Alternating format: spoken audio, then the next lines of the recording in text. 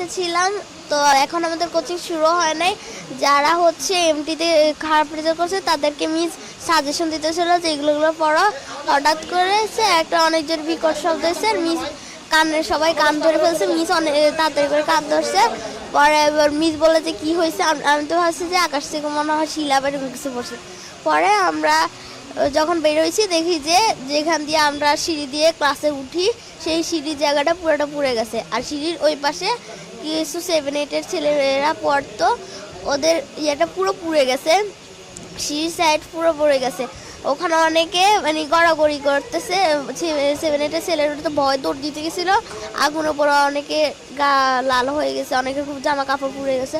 তারা মাটিতে শুয়ে শুয়ে গড়াগড়ি করতেছে। আমাদের লর্ড মিস বলতেছে যে তো আমরা সিঁড়ির দিকে দৌড় দিতে, আমরা ভাবছি যে মিস যেটা বলছে এটাই ঠিক। আমরা সিঁড়ির দিকে দৌড় দিছি। মিস বলছে আগুন নিভে গেছে, ধোঁয়া উঠতেছে। আমরা এবারে গেছি, গ্যাস সরে দিছিল। পরে মিসে একজনের গায়ে পড়ে গেছে, আবার একটা 8-এর ভাই আমার গায়ের উপর পড়ে গেছে। পরে আমার একটা বান্ধবী আমার গায়ের উপর পড়ে গেছে।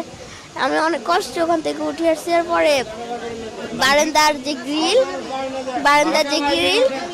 কিছু ফায়ার সার্ভিসের লোক আসছে, তারপর কিছু আর্মি লোক আসছে, এসে ওরা গ্রিল ভাঙছে।